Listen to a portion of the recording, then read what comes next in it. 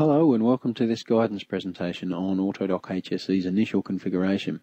Now don't be too concerned at the length of this presentation. The basic configuration that needs to be done to use the system can typically be completed in a few minutes, but we're trying to cover all the bases here, including some worst case scenarios, so you have as much information as possible. The system supports many configurations and can operate in many environments, so it's difficult to provide a configuration that will work in all cases. Otherwise, we'd have done that for you already. But there are some user-specific items that will need attending to for the majority of users. So we'll look at these now. And remember, most of what we're covering here will reflect the contents of the Quick Start Guide, which also covers some basic configuration. And you can find the guide within the application itself, here in the Help and License area, using this button.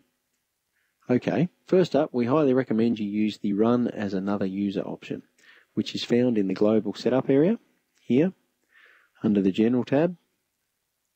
And down here we have the option to Run as Another User. Technically speaking, this option creates an additional service to which print jobs will be directed.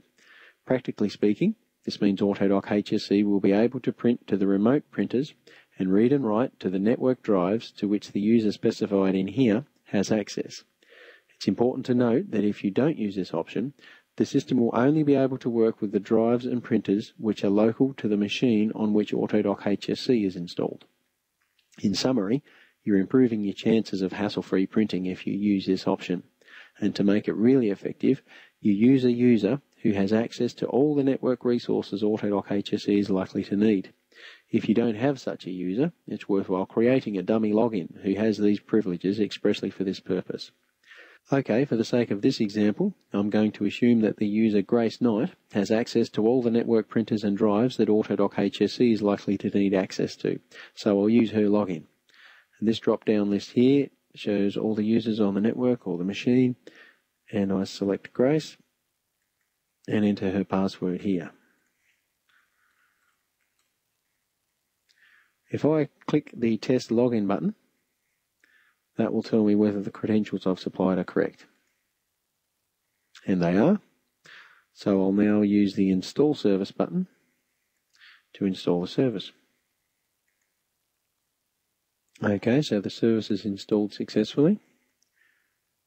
And this prompt is asking me to check that the service has actually started. And you'll see AutoDoc HSE has opened the standard Windows Services console to make it easy for you. And if I expand this, you'll see that there's a new service here called AutoDoc HSE Print Scan Services. And over here, it's showing that the service has started. That's all good, and that means we've done all we need to do for this part of the initial configuration. Now, it's possible that the credentials you supply won't give a successful login test using this button, in which case you may need to specify the domain to which the user belongs in this field. I'll also show you what to do if the service didn't start up properly for whatever reason. In that case, the service would have a blank status here. Rather than having started, it would just have a blank status. To start it in this case, you can either right-click on the service and choose Start, or you can just click on Start the Service over here once it's selected here. And you'll see now that the status has changed to Started. Now the absolute worst case is that even this doesn't work for you, in which case you can go deeper and supply the login credentials direct to the service console. And you can do this by double-clicking on the service name and going to the Login tab, and you can specify the credentials here. And note that the dot and the backslash here signify that the user is on the current domain. Okay, so worst case out of the way. Let's move back to AutoDoc. We're back to the global setup area, and the service is running and will continue to run from this point onwards. The next step is to set up your email preferences, which are under the Email tab here. The big question is whether you'll be using SMTP or MAPI email. We'll look at MAPI first. If you're using MAPI, all you need to do here is select the MAPI option. Now's also a good time to apply your changes. The other requirement of using MAPI email is that all the users who want to use AutoDoc HSE must have the client viewer running on their workstations. Now, from a testing point of view, this is easy enough for you to do as the AutoDoc HSE administrator from within the main console by going to the home page and clicking the Start Client button. And that will start the client application for the logged in user. The client viewer is essentially the equivalent of the main console, but without all the configuration options. And we'll look at the client viewer in more detail in another presentation. Now, the client viewer can be closed like this, so that it runs unobtrusively down here in the system tray. Now, as it stands, the viewer won't continue to run once the workstation has been restarted, and your other users won't want to be manually starting the viewer each time they log in, so we suggest you add the client viewer as a startup item for each of your users, and I'll run you through this process now. I'll go through this step by step as if I was an end user completing the process. As an IT administrator, you may prefer to run this process as a batch script or similar. We've also prepared a document called Client Viewer Startup, which is available from our help desk knowledge base on the website if you'd like to distribute that to your end users so they can create their own startup items. Okay, so the user locates their own user folder within the AutoDoc HSE program directory. And in a default installation, that folder would be located here in C, Program Files, AutoDoc HSE, User Data. Now for the user Grace Knight, we would look in here, and within this folder there's a file called AutoDoc HSE View, and that's the client viewer. If the user right clicks and chooses copy, they can then navigate to their startup folder and put a shortcut in there, and the quickest way to do that is probably right click on the start button, explore,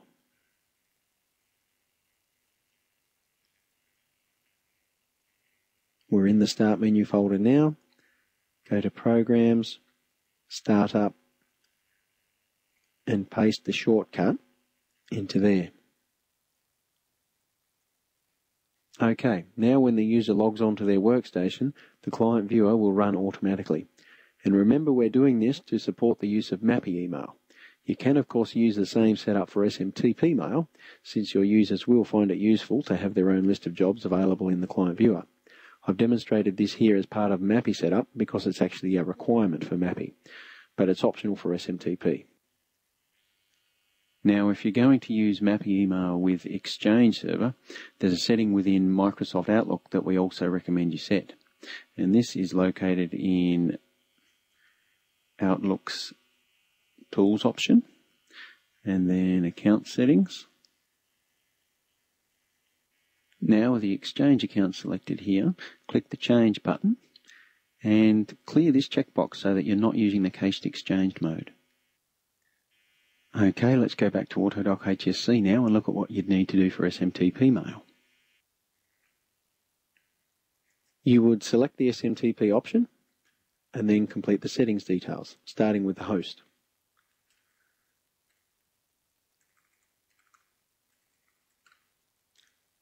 Now, port 25 is normally the port used for email, so it's unlikely that you'll need to change this, and these fields can generally be left blank too.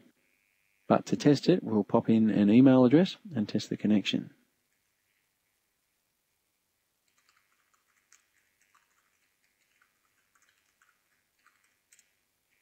And test connection. And you'll see down here there's some status messages, and the email has been sent, which means AutoDoc can do what it needs to do with emails. Do keep an eye on your inbox though to ensure that you receive the email that was just sent.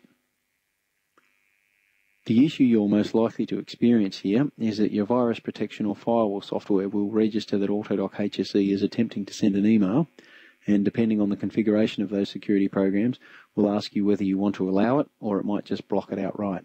So you may need to adjust your security software setting to ensure that the email can go through. Another area that needs configuration is the fax tab, if you're planning to use the fax functionality. And the fax tab is up here.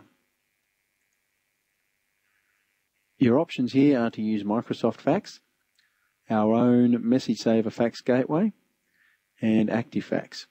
If you're interested in using the Message Saver service, check out our website for more information on that. And ActiveFax here is a third-party service. We recommend that while you're testing functionality, you just use Microsoft Fax. Microsoft Fax is generally included as part of your Windows operating system, but you may need to enable it if you're not already using it. I'll run you through the process using Windows XP, which is what I'm using here, but you may need to check out Microsoft's online knowledge base articles to find the correct process for your operating system. If you check out your printers list and find a fax item listed there, like this, chances are you're ready to go. But I'll show you where this printer comes from. If we go to Start, Control Panel,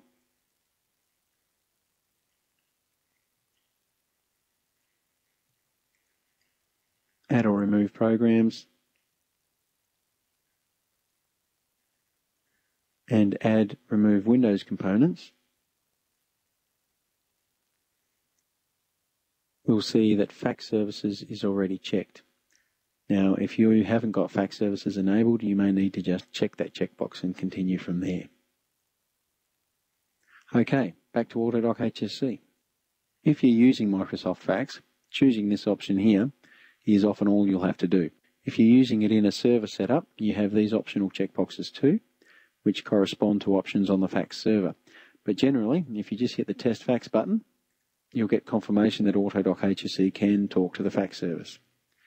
If you do have any problems here after setting up Microsoft Fax, you can enter the name of the machine on which Microsoft Fax has been installed here in this field.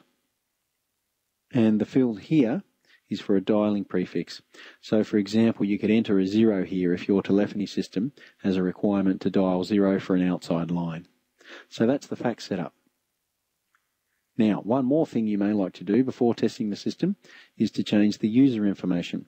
Here in the Users tab, we have a list of AutoDoc HSE users, and we haven't entered any yet. Now, anytime AutoDoc HSE produces output, it associates a user with that output. By default, it tries to determine which AutoDoc HSE user has sent the job on the basis of the Windows username. So, for example, if there was a user listed here called Grace Knight, and AutoDoc HSE received a print job from a Windows user called Grace Knight, it would treat the job as belonging to this AutoDoc HSE user, which means you can add contact details and preferences for that user here. Now, the default user listed here is like a factory preset user. If AutoDoc HSE can't find a user record that corresponds with the Windows user who owns the print job, it will treat the job as belonging to this default user. So on a brand new installation of AutoDoc HSE, all jobs will be treated as belonging to the default user, since we haven't created any other users yet. So it's worthwhile changing the full name of the default user to your own name, and the same with the email address.